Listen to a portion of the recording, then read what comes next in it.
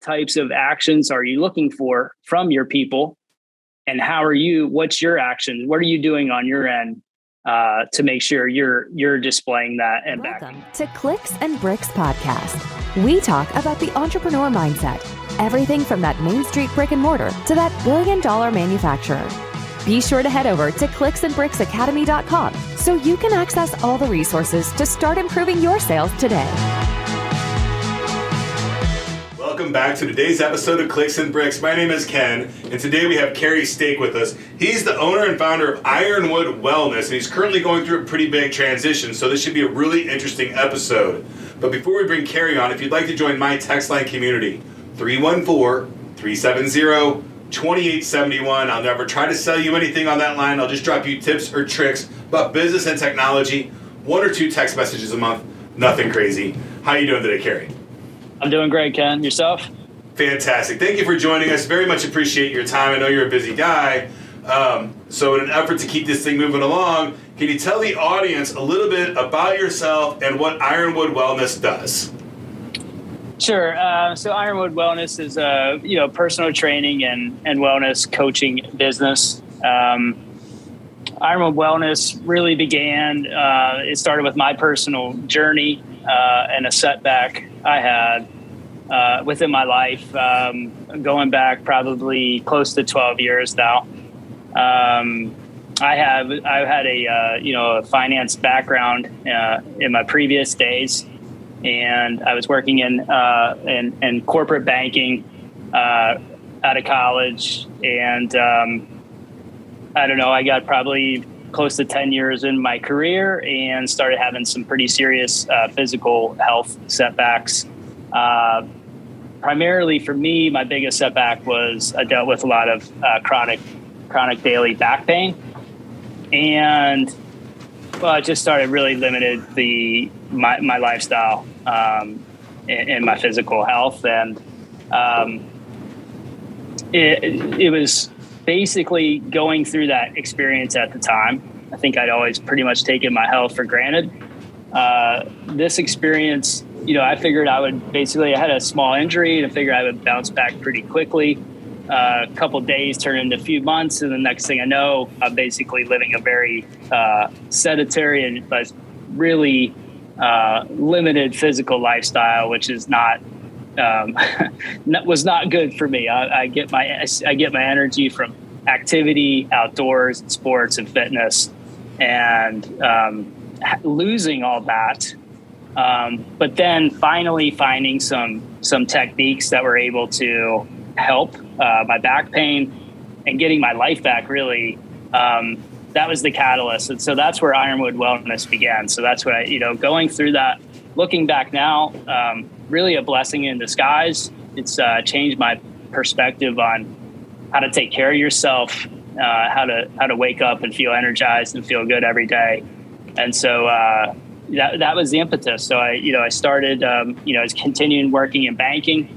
I went and became certified in a methodology called the Goskew methodology, which was a sort of a posture and posture restoration technique and some therapeutic exercises and so forth that was helped me get out of my pain and getting my life back. And so I went and got certified in that. And I just developed, really, it was just this passion. I mean, I just knew, and it just kept growing inside me in terms of how I wanted to spend my time with my life. And just passion that I had no idea was there previous to my physical setbacks, just continued to grow. And I just followed it. And now, with that certification, and now I'm, added on a personal training certification through National Academy of Sports Medicine.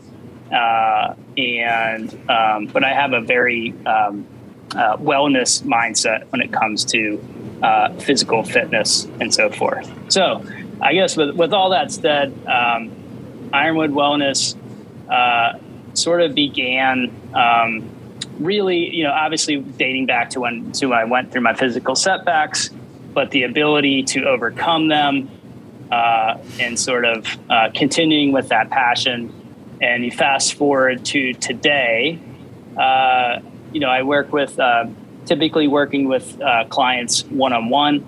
Sometimes I'll do semi-private training. But really it boils down to taking my experience that I went through, the knowledge that I've acquired in terms of how to get out of pain and how to just wake up and feel good every day and live the life that you want to lead without any limitations and with great energy, and just trying to pass that on to my clients with their goals and, helping them get on their own path, because everybody's unique in terms of, reaching their goals within, fitness and wellness. So fine right now, I think you would know, Ken, that the personal training business got turned upside down with COVID. Absolutely. Just with so many other businesses, but personal training and service businesses obviously were quite impacted. And so that just kind of gave me an opportunity to sit back. I mean, not sit back. I have two boys at home, 9 and 12. And so it was like I went to really being full-time dad. And but I had clients who wanted to continue their training and their journey, and we tried to figure that out. And so it was a sort of a virtual training model, and I worked with my clients that way. We got through the tough times through the pandemic and so forth, and then as things got safer to get back in person, this past spring, then it was okay. Let's find a way to start training in person. I was fortunate enough to find a space in the Webster Groves area to start renting out of. And then about a month in, Ken, I had the opportunity it was brought to me as a potential to purchase the warehouse that Ironwood Wellness operates out of. And so that happened middle of September. And so that's really changed obviously it's impacted my professional career and so forth. Right. So the past couple months have been busy, but a great learning experience. And so we're close to, so I've formed an investment group. We're very close to finishing the deal here at the warehouse. And then I'm super excited for, I think Ironwood's really positioned well to hopefully capitalize on the new arrangement here at the warehouse and within Webster Groves. Fantastic. So this is a unique experience for me because I'm interviewing somebody from St. Louis, and I'm from St. Louis, which is not typical for our show. So I'm familiar with Webster Groves. So if you're in St. Louis today, how would somebody find information about your studio and your services? Yeah, so I point you to my website, and so you're going to go to ironwoodwellness.com. And that link is right there on the screen. We'll also put it in the description on the YouTube channel as well, and in all of the audio versions of the podcast. So do you offer any services out? Do you still do virtual training services for anybody outside of St. Louis, or? Yeah, I sure do. And even some locally. I have some maybe some elderly clients who just adapted to the model during COVID, and they like how it works for them. They have a in-home training space that we've created. We've learned that it doesn't take a lot of equipment, and they just like the format, and it works for them. And so that's absolutely fine. And so we've worked a good model, and so of course I will continue that.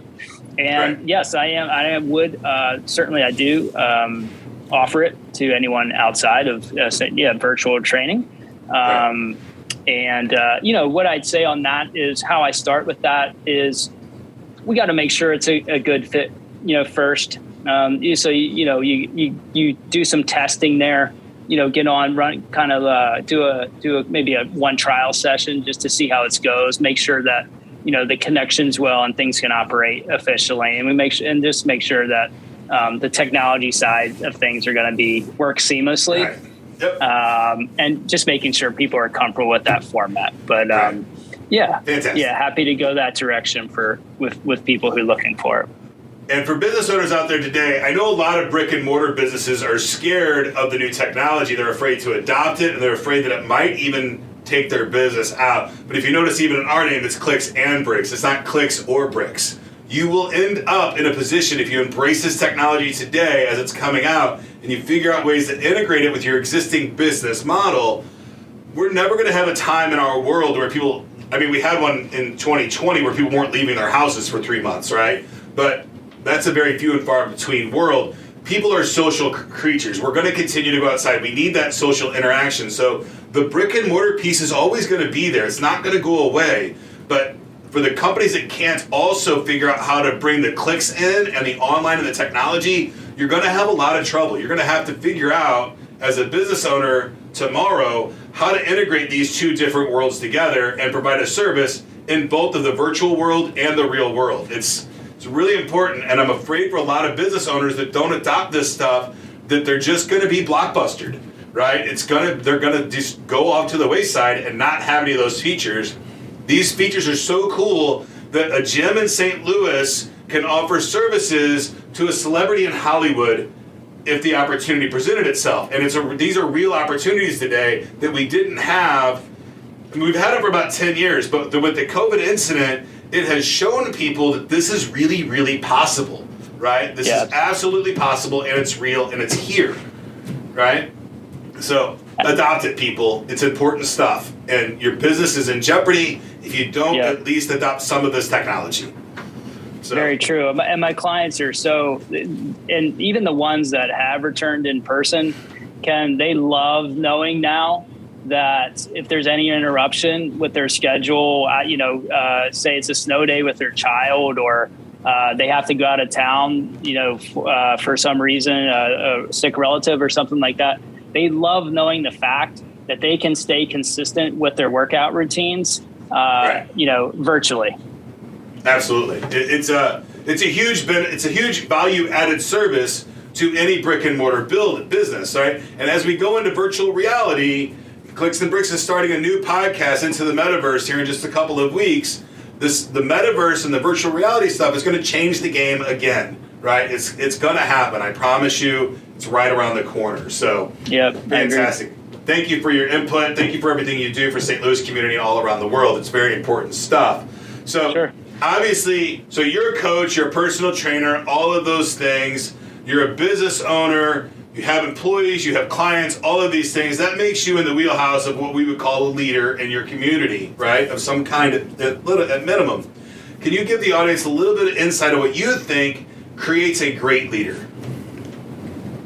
When I think of leadership, I mean, first and foremost, it's walking the talk. And I've learned that from being a parent. As a leader, I guess, of your children every day. I mean, that's like my number one thing. If I'm going to ask my kids to do anything, I better be doing that exact same. I better be showing that exact same thing. And so that's for leadership for me. That's really, the highest level. That's what it boils down to. If you want your clients or your staff to maybe think a certain way, well, you better be displaying that on your own, and for me, when you get into the fitness and wellness side of things, for me, I have to do whatever I'm asking and talking with my clients about. I cannot do the opposite thing. I really have to go through it. And it's really important to, one, for me to be able to experience that. So, when you're giving a client advice, getting it from a textbook or something you read and just passing that along or sharing it, I just don't think you make that same connection, right? So it's learning the trade and then living it, doing it on my own, and then really empathizing and then being able to pass that on to my clients or even staff and things like that. So back it up. Know what your vision is. What do you want? What are you trying to get? as being a leader of people? What types of actions are you looking for from your people? And what's your action? What are you doing on your end to make sure you're displaying that and backing that up?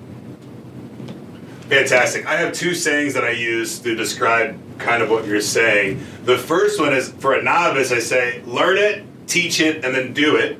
Yeah. Right? And then for the more advanced person, I say it, show it, and then throw it. Right? To teach everybody else how to do it. So in your beginning stage of being a coach, you got to learn it and then teach it and then do it. And then later on, after you've done that 1,000 times, then you can say it, show it, and throw it, right? And those are the two phrases that I kind of use, and they're different. They're the same thing, but it just depends on where you're at with your expertise level in that particular case, right? So absolutely putting yourself in the position of, and I hate even saying the word followers, but your subordinates, your employees, your clients, your members, whoever it is, right? Whoever you're in that position with, know what your role is and execute on it. And it's different roles for every person, right? But having empathy and understanding where that person is and being able to put yourself in that is a huge trait for a leader. And I think a lot of leaders don't know that, right? They just come in, do their job, and leave, and they think they did a great job as long as the EBITDA number at the end of the day is good, right? It doesn't really matter what their staff is doing. But for me, creating a happy, healthy place to work is very, very important, right? And I believe that in the future, with entrepreneurship, is the barrier to entry is much lower than it's ever been, right? You can go, everybody's got a phone, you can start a podcast, you can start creating content, you can rent micro spaces inside of, you can do a personal training session inside an Airbnb with a phone or at a park even, right? So the barrier to entry for creative folks is so low right now to start a business, a solopreneurship or an entrepreneurship or even a real whole lot of business, that the competition is going to continue getting tighter.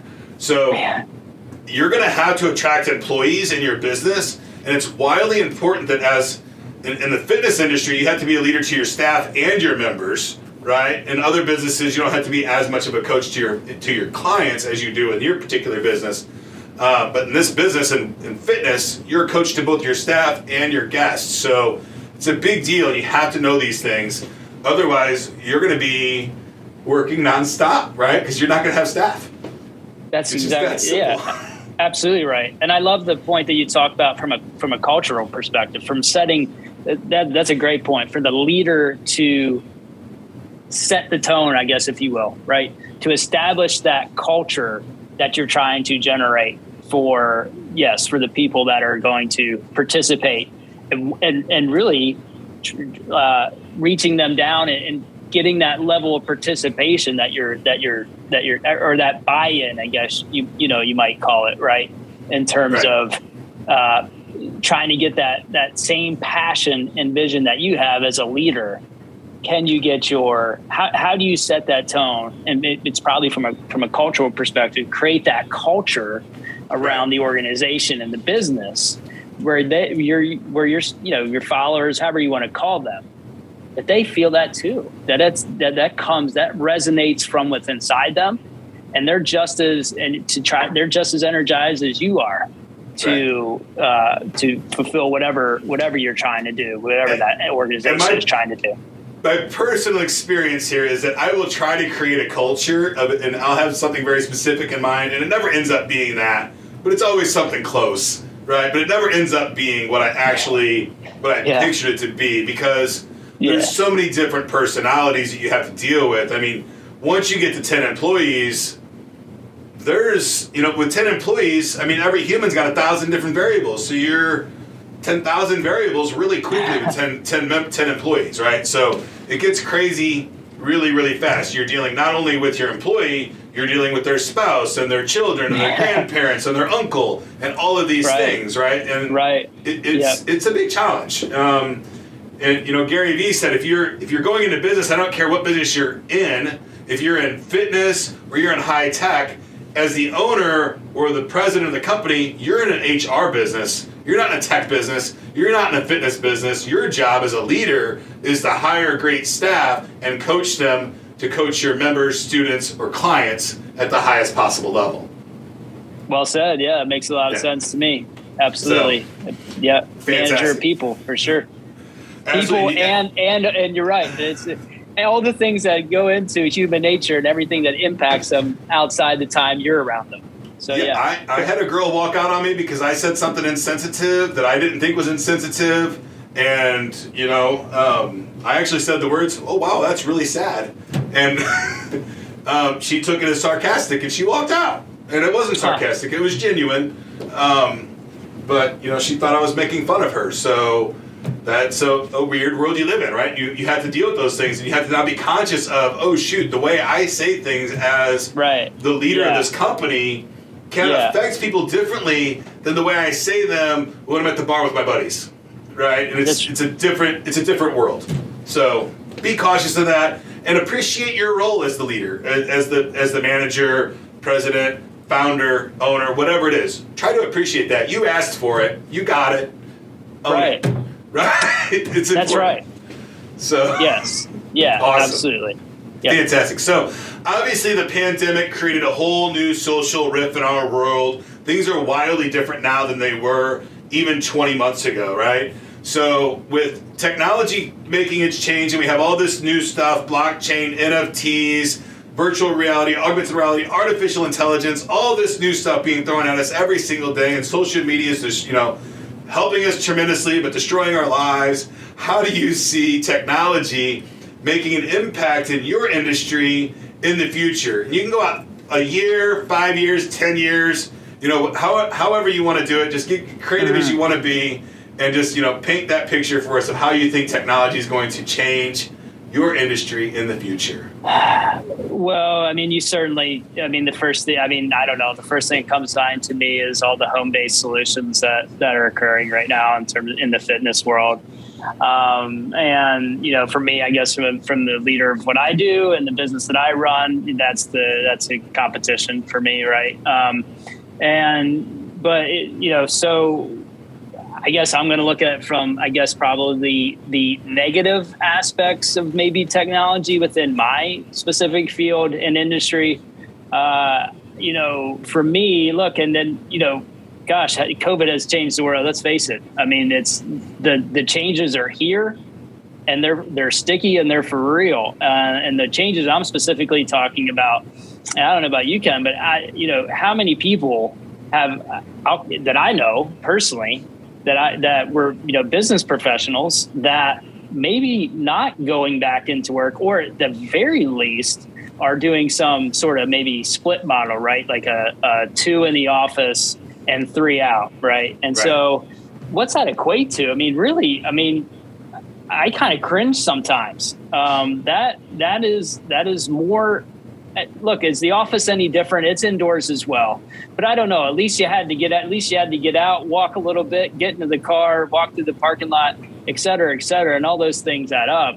But boy, now it's just indoor, and then so attached to our kind of indoors and the screens a little more, and so that upticks again, right? And in terms of your overall health and wellness, and this is an earth shatter. We all know that we need the outdoors and to get outside, and we need more movement, right? So this cultural shift and professional shift, if you will, for people to continue to be at home more.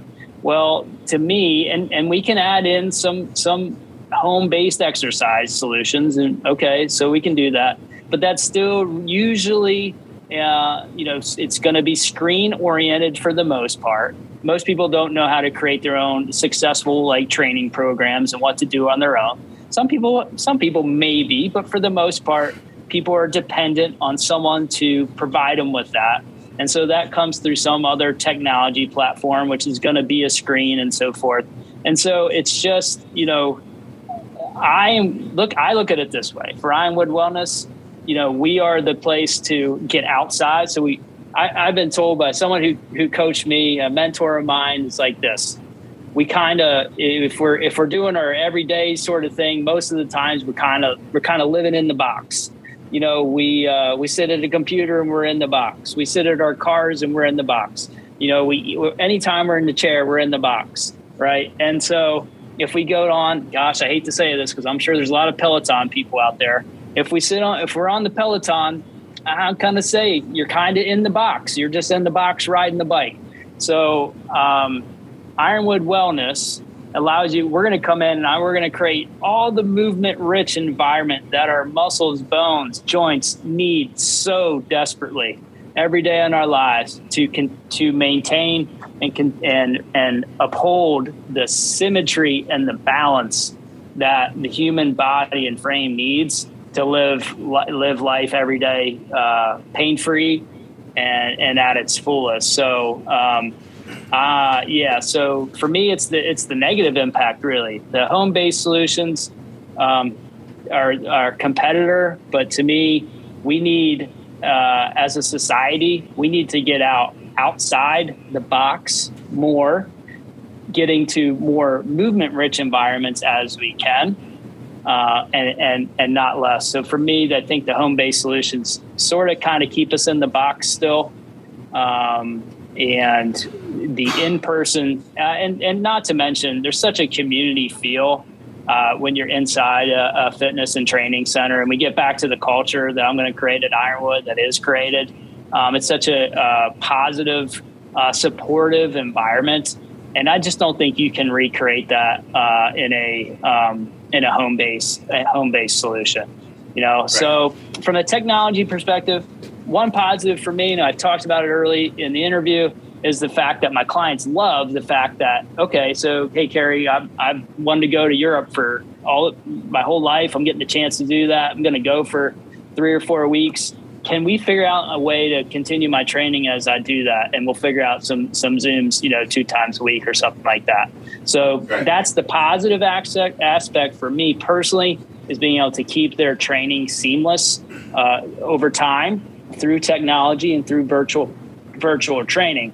But how I look at things, the whole landscape of the industry and my competitive analysis, so home-based, stay in the box a little too much. We're in the box too much already.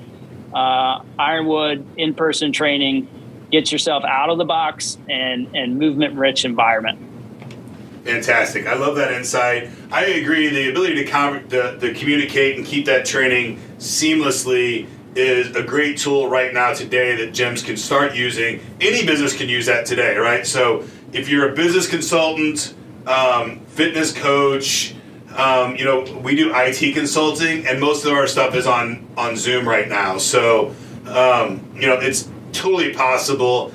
My personal belief is that the future of technology with virtual reality and the access to the world that you have from inside your business, it's going to put a lot of businesses out of business, but it's also going to give small business owners a much larger platform to where people like gyms can literally be celebrities as big as Jay-Z if they play their cards right, because they can literally make these YouTube videos, they can do these workouts inside their virtual reality worlds, and then share that to so many more people than they had access to coming into that brick and mortar. But I still think the brick and mortar building is wildly important for fitness specifically, because I think it's going to be one of the last businesses that are open as brick and mortar.